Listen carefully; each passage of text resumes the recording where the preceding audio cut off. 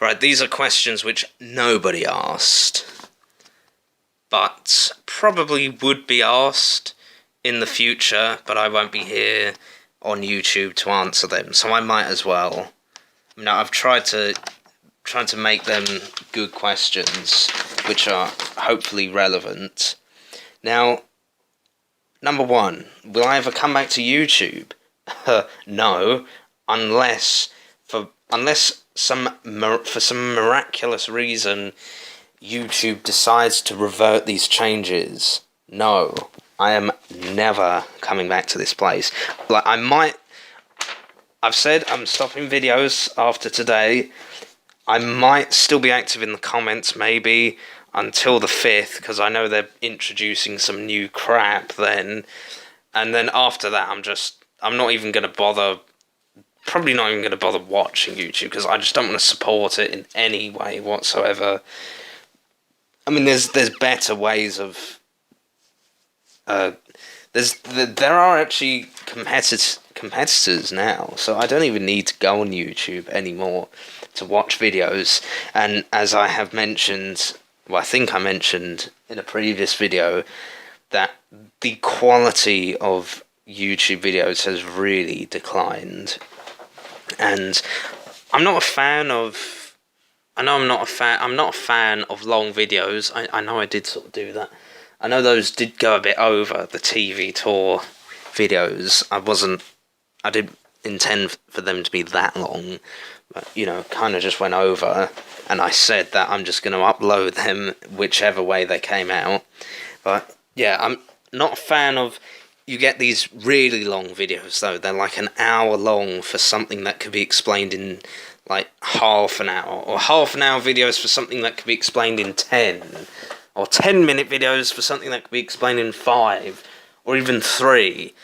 You know, I don't want to... I don't know if I should give an example, but...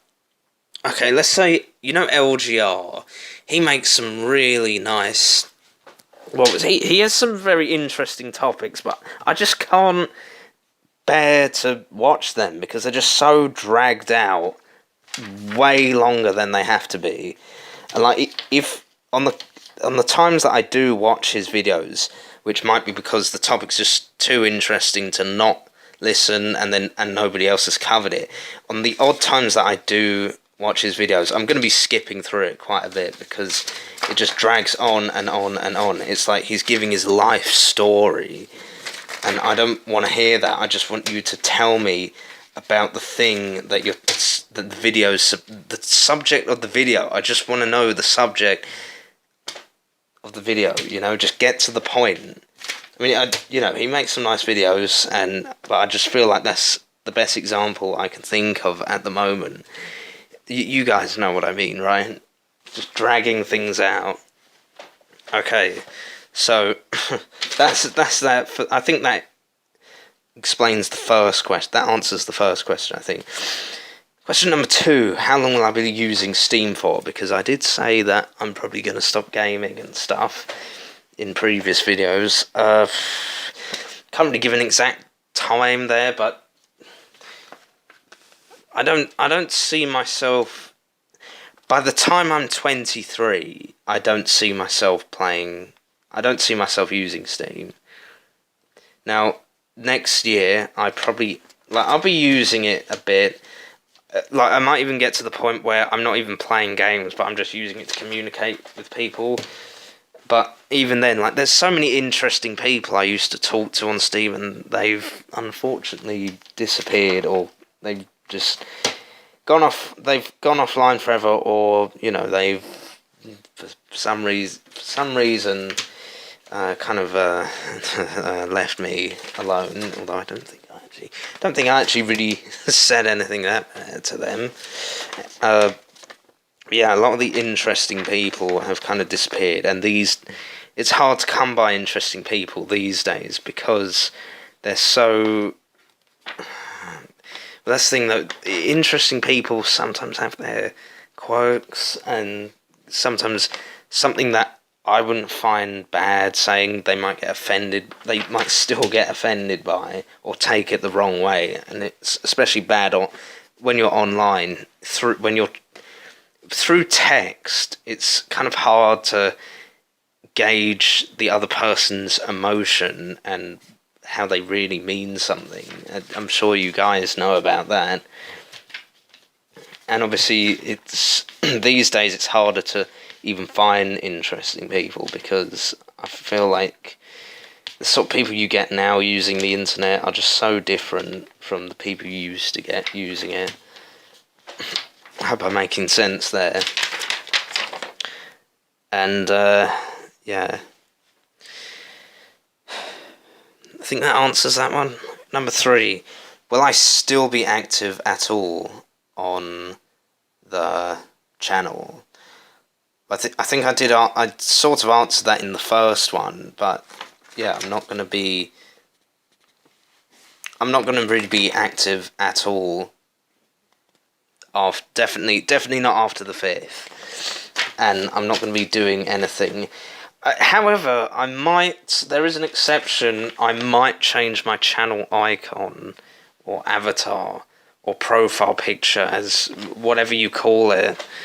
I might change that if I can get like a drawn version. That would be nice, because I'd rather leave the channel with a nice channel icon rather than just some. I don't even know where I found it. I think it was from Wikipedia, and I know it looks a bit poor. But anyway, who cares? It's the content that matters, right? Yeah. I think that's all that needs to be said for that. Number 4, what are my plans for Roblox?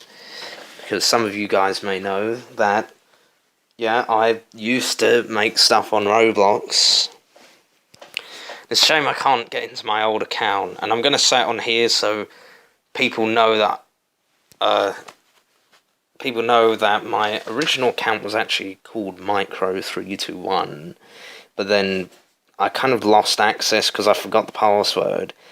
Then I did actually manage to get it back in after I created my new account, which you guys know as Piezoelectric. Originally known as Lem Juice. I don't know why I picked that name. But yeah, after I created that account and I started doing stuff, I actually finally managed to get into my old account. I guessed it right, because I think I'd just been trying the wrong password. And then I tried changing the password. I don't know why I did that, but I haven't been able to get in since. Yeah, old Roblox. The reason I'm telling you this is because old Roblox was honestly better.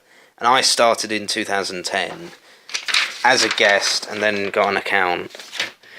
Those were the best times. Like 2010 to 2012, I'd say, were the best. New account was made in 2014, and most of my places, if you ever look, are made like in the style of older places, because I just like that look. I mean, Roblox today is almost unrecognisable to old Roblox. So I might update my places a few more times, maybe, but probably not. I don't have much interest in continuing on Roblox, and yeah, things have just changed so much as well. I remember I actually helped this team develop this tycoon game earlier this year in the summer, and they were like surprised at my methods when I was scripting, because they were just very old school methods. Like, although they work, they just weren't used to them, because I guess they just learn a different way now. And also they changed a load of stuff, like how the client communicates to the server, which I'm used to the old way where, you know, things on the client used to replicate on the server. I mean, I understand why they changed it, but still, it's kind of quite an overhaul, especially for someone who's used to the old ways. That's why I don't really make new places. I've only really just been helping other people or updating my existing places. And I mean, you know, it's Roblox. I can't see myself playing it for much longer. I mean, I know I've played it a bit recently, but that's only really for nostalgia purposes. I'm not really going to be playing it anymore, I don't think. Although there are some cool places, but they just don't feel like Roblox. It just feels like a completely different game now. Okay, I think that answers that one, right? Okay, if it hasn't, you can ask me any questions you want in the comments, and I will respond to them in the next 5 days. Well, I doubt anyone's got any questions anyway. Okay, number 5. Who is my favourite film director? Now, the reason I'm going to answer this question is because I know some people it might be relevant, because I know some people like to know if something inspires someone else, if somebody inspires somebody else. Now, my favourite director is Stanley Kubrick. I think he's made some amazing films, and I'm not even much of a film person, but I mean, his films are just different. They're special. The way, like, you're watching a Stanley Kubrick movie. One thing that was great was the fact that he was a perfectionist. Now, I struggle with finishing things because, like, I probably could have made more maps, but I don't want to be seen as making crap. Although some of you might think what I have made is crap anyway, but there could have been.